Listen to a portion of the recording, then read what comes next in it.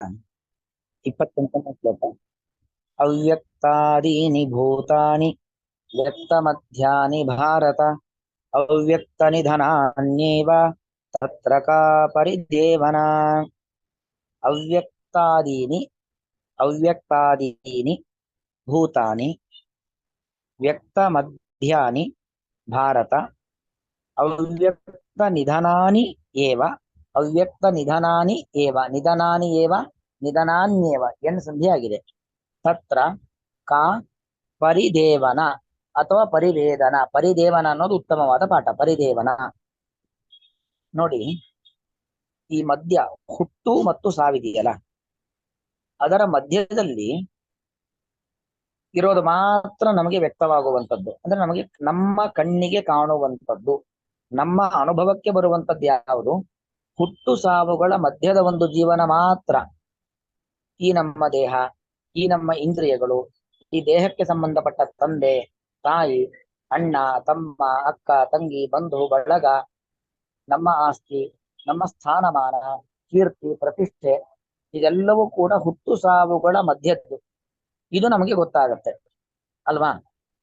ನಾವು ಹುಟ್ಟೋದಕ್ಕಿಂತ ಮುಂಚೆ ಏನಾಗಿದ್ವಿ ಗೊತ್ತಿಲ್ಲ.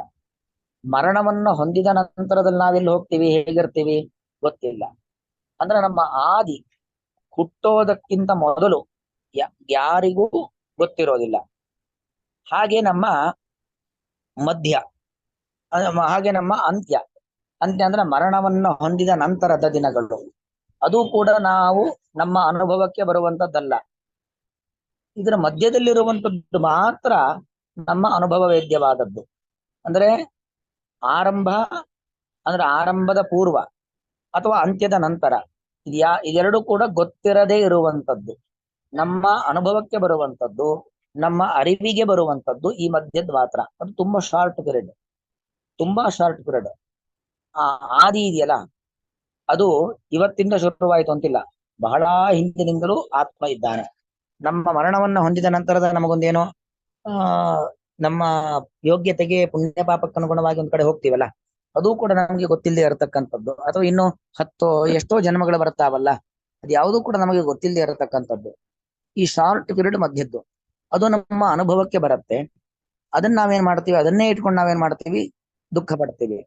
ಅಂದ್ರೆ ಕೃಷ್ಣ ಹಿಂದೆ ಹೇಳ್ದ, ಅಪರಿಹಾರಿಯೇ ಅರ್ಥೆ ನತ್ತಮ ಶೋಚಿತಂ ಅರ್ಹಸಿ. ಯಾವುದನ್ನ ಪರಿಹಾರ ಮಾಡ್ಲಿಕ್ಕೆ ಆಗೋದಿಲ್ವೋ ಅದರ ಬಗ್ಗೆ ದುಃಖ ಪಡಬೇಡ ಅಂತ. ಅದಕ್ಕೆ ಕಾರಣ ಕೊಡ್ತಿದ್ದಾನೆ, ಯಾಕೆ ದುಃಖ ಪಡಬಾರದು ಅಂತ ಹೇಳಿದ್ರೆ, ನಮ್ಮ ಆದಿ ನಮ್ಮ ಅಂತ್ಯ ಅದೆರಡೂ ಕೂಡ ಅವ್ಯಕ್ತವಾಗಿರುವಂತದ್ದು. ಈ ಮಧ್ಯ ಮಾತ್ರ ನಮಗೆ ವ್ಯಕ್ತ ಹೊರತು ಇನ್ಯಾವುದೂ ಕೂಡ ಗೊತ್ತಿರುವಂತದ್ದಲ್ಲ. ಅಂದ್ರೆ ತುದಿ ಮತ್ತು ಬುಡ ಅದು ಎರಡೂ ಕೂಡ ನಮ್ಗೆ ಗೊತ್ತಿಲ್ಲ. ಮಧ್ಯ ಮಾತ್ರ ಈ 4 ದಿನದ ಒಂದು ಸಂಬಂಧ. ಬಂಧು, ಗುರು, ಶಿಷ್ಯ, ಹೆಂಡತಿ, ಗಂಡ, ಮಕ್ಕಳು, ಇದೆಲ್ಲವೂ ಕೂಡ 4 ದಿನದ ಸಂಬಂಧ ಅಷ್ಟೇ. ಅದು ಅಶಾಶ್ವತವಾದದ್ದು. ನಮ್ಮ ಆದಿ ಮತ್ತು ಅಂತ್ಯ ಇದು ಯಾವುದೂ ಕೂಡ ನಮಗೆ ಗೊತ್ತಿಲ್ಲದೆ ಇರತಕ್ಕಂಥದ್ದು. ಇನ್ನು ಇನ್ನೊಂದು ರೀತಿಯಲ್ಲಿ ಕೂಡ ನಾವು ಅರ್ಥವನ್ನು ಹೇಳಬಹುದು. ಅವ್ಯಕ್ತ ಅಂದ್ರೆ ಅವ್ಯಕ್ತ ರೂಪನಾದ ಭಗವಂತ. ನಾವೇನೋ ಒಂದಾಗಿ ಹುಟ್ಟಬೇಕು, ಒಬ್ಬ ಮನುಷ್ಯೋತ್ತಮನಾಗಿ, ಮಧ್ಯಮ ಮನುಷ್ಯನಾಗಿ, ಅಥವಾ ಮನುಷ್ಯಾಧಮನಾಗಿ, ಅಥವಾ ಇನ್ನೂ ಕೆಳಗಿನ ಪ್ರಾಣಿ ಪಕ್ಷಿ ಮರಗಿಡ ಬಳ್ಳಿಗಳಾಗಿ ಏನೇನೋ ನಾವು ಹುಟ್ಟುತ್ತೀವಿ. ಇದೆಲ್ಲದಕ್ಕೂ ಕೂಡ ಕಾರಣ ಯಾರು ಹೇಳಿ? ಭಗವಂತ. ಭಗವಂತನಿಗೆ ಇರುವಂತಹ 10,000 100,000 ಸಾವಿರಾರು ನಾಮಗಳಲ್ಲಿ ಒಂದು ನಾಮ ಅವ್ಯಕ್ತ ಅಂತ. ಅವ್ಯಕ್ತಾದೀನಿ ನಮಗೆ ಕಾರಣ ದೇವರು. ಇನ್ನು ನಮ್ಮ ನಮಗೆ ಮರಣ ಬರುತ್ತೆ. ಆ ಮರಣ ಬಂದ ನಂತರದಲ್ಲಿ ನಾವೇನಾಗ್ತೀವಿ, ಅದು ನಮಗೆ ಯಾವ ಲೋಕ ಕೊಡಬೇಕು, ನಮ್ಮ ಪುಣ್ಯ ಪಾಪಗಳಿಗೆ ಅನುಗುಣವಾಗಿ ನಮಗೆ ಯಾವ ಲೋಕ ಕೊಡಬೇಕು, ಅದನ್ನ ನಿರ್ವಹಣೆ ಮಾಡತಕ್ಕಂಥವನು ಭಗವಂತನೇ.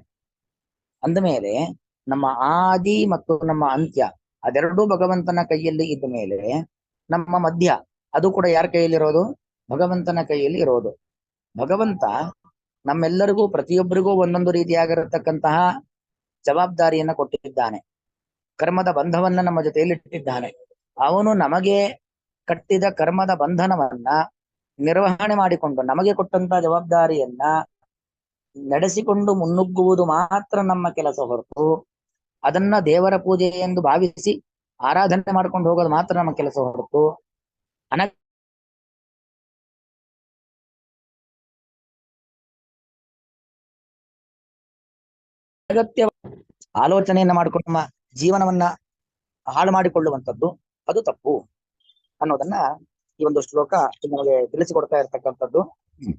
ಆ ಇದರ ಅರ್ಥವನ್ನು ನೋಡೋಣ.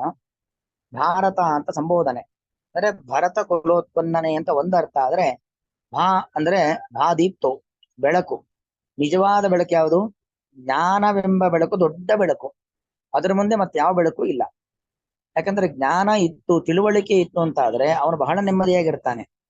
ಆ ಜ್ಞಾನ ತಿಳುವಳಿಕೆ ಇಲ್ಲ ಅಂತ ಆದ್ರೆ ಅಂತವನಿಗೆ ಕೋಪ, ದುಃಖ, ಈ ತರ ಏನೋ ಮಾನಸಿಕವಾದ ಚಂಚಲ ಅದೆಲ್ಲವೂ ಕೂಡ ಅಜ್ಞಾನಿಗಳಿಗೆ. ಹಾಗಾಗಿ ಅಂದ್ರೆ ಜ್ಞಾನ, ಅದರಲ್ಲಿ ರಥ. ನೀನೊಬ್ಬ ದೊಡ್ಡ ಜ್ಞಾನಿ ಅಂತ ಅರ್ಥ. ಯಾರು ಜ್ಞಾನಿಗಳು ಎಲ್ಲವನ್ನು ತಿಳ್ಕೊಂಡಿದ್ದಾರೋ, ಹುಟ್ಟು ಸಾವುಗಳು, ಹುಟ್ಟು ಸಾವುಗಳ ಮಧ್ಯದ ಜೀವನ, ಆ ಹುಟ್ಟು ಸಾವುಗಳಿಗೆ ಯಾರು ಕಾರಣ, ಇದೆಲ್ಲವನ್ನು ಯಾರು ತಿಳಿದುಕೊಂಡಿರ್ತಾರೋ ಅವರು ಇಂಥ ವಿಚಾರದಲ್ಲಿ ದುಃಖವನ್ನ ಪಡೋದಿಲ್ಲ. ನೀನೊಬ್ಬ ಜ್ಞಾನಿಯಾಗಿದ್ದೀಯ ಅರ್ಜುನ. ನೀನು ಈ ಹುಟ್ಟು ಸಾವುಗಳ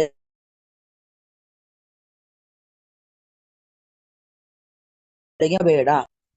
ಈ ರೀತಿಯಲ್ಲಿ ಹೇಳ್ತಕ್ಕದ್ದು ಭಾರತ, ಭರತ ವಂಶದ ವೀರನೇ. ಭೂತಾನಿ,